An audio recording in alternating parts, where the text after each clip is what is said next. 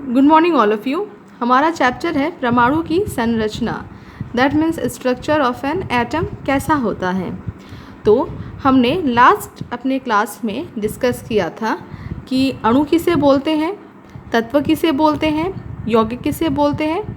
तो एक बार मैं तुरंत यहाँ पे एक क्विक रिवीजन आप सबके लिए कर देना चाहती हूँ कि अणु किसे बोलते हैं।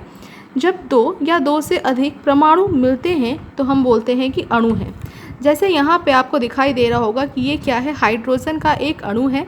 तो हाइड्रोजन के एक अणु को बनाने के लिए हाइड्रोजन के दो परमाणुओं ने आपस में क्या किया है, फ्यूज़न किया है, फ्यूज़ हुए हैं।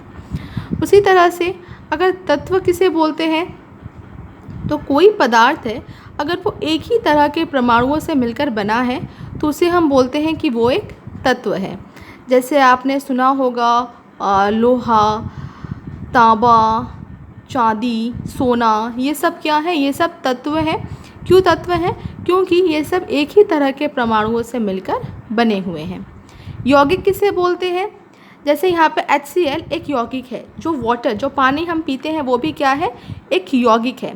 तो HCl में अगर आप देखोगे तो HCl में भी दो से अधिक परमाणु आपस में जुड़ के यौगिक बनाते हैं, लेकिन इसमें दो अलग अलग तरह के परमाणु होते हैं जो आपस में फ्यूज़ करते हैं, लेकिन एक निश्चित अनुपात में फ्यूज़ करते हैं। तो और परमाणु क्या होते हैं? परमाणु पदार्थ के वो सूक्ष्मतम कण होते हैं जिन्हें फिर फर्दर और डिवाइड नहीं किया जा सकता है। ऐसी प्राचीन परंपराओं या मान्यताओं के अनुसार जो प्राचीन जो दार्शनिक और जो वैज्ञानिक हैं उनके द्वारा इस विचार को प्रस्तुत किया गया था कि जो परमाणु होते हैं वो पदार्थ की सबसे मूलभूत इकाई, सबसे छोटी इकाई होती है जिसको कि हम और फर्दर डिवाइड नहीं कर सकते। आज हम पढ़ने वाले हैं कि यूनानी जो दार्शनिक और महर्षि कर्णाद थे, इन्होंने अपने जो विचार प्रस्तुत किए थे, तो इनके जो विचार थे वो केवल इनके विचार थे, इनके थॉट थे, इन्होंने कोई प्रयोग नहीं किए थे। बट कई वर्षों के बाद एक वैज्ञानिक आए जिनका नाम था डाल्टन। जॉन डाल्टन ने अपनी जो परमाणु संबंधी जो थियरी है उसको 1808 मतलब 1808 में प्रस्तुत किया था, जिसको बोला जाता है डाल्टन्स एटॉमिक थ्योरी। और इस थ्योरी की कुछ महत्वपूर्ण बातें हैं, वो क्या हैं? पदार्थ या तत्व अनेक सूक्ष्म कणों से बना है जिसे परमाणु कहते हैं। जैसे ये आपका बुक का एक पेज ही है, तो ये पेज क्या है, बहुत सारे छोटे छोटे सूक्ष्म कणों से मिलकर बना है।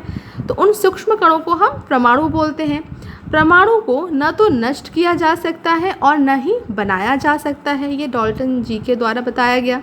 परमाणु अविभाज्य होते हैं, मतलब परमाणुओं को फिर फर्दर और डिवाइड नहीं किया जा सकता है, ये भी डाल्टन सर के द्वारा बताया गया। एक ही तत्व के परमाणु भार, आकार व अन्य गुणों में समान होते हैं, किंतु दूसरे तत्व के परमाणुओं से भिन्न होते हैं। अगर हम बात करें एक ही तत्व, जैसे सपोज करो यहाँ पे हम बात करें कॉपर, तो कॉपर क्या है, एक तत्व है। तो इस कॉपर में जितने भी, मान लो कि ये कॉपर का एक आपका एक गोल सा एक यहाँ पे एक प्लेट है, तो इसमें जितने भी सारे परमाणु होंगे वो कॉपर के ही होंगे। तो उन सभी का क्या होगा, परमाणु भार, आकार और जो भी उसके प्रॉपर्टीज़ हैं वो सब सेम होंगे।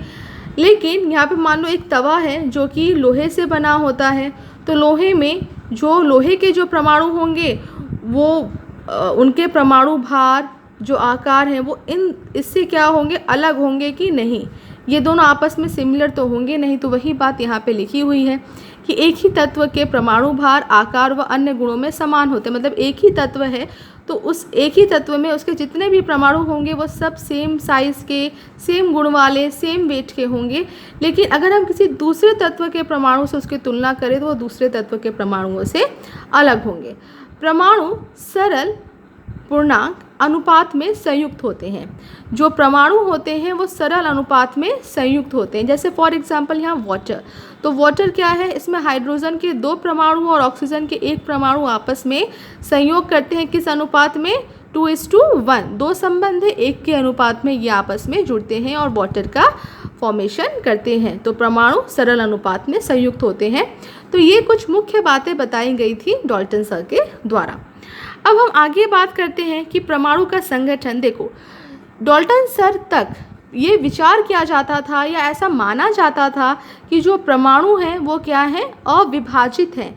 परमाणु को और ज़्यादा विभाजित नहीं किया जा सकता है, परमाणु एक अविभाज्य कण है।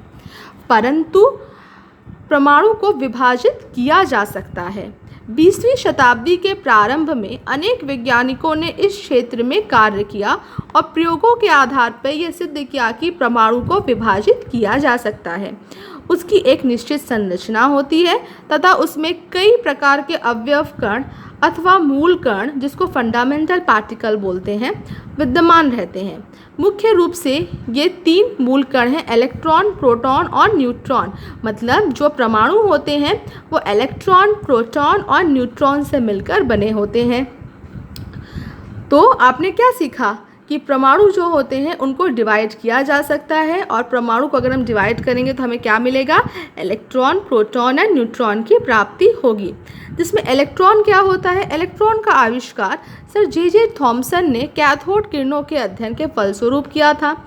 ये अति सूक्ष्म ऋणावेशित मूल कण है।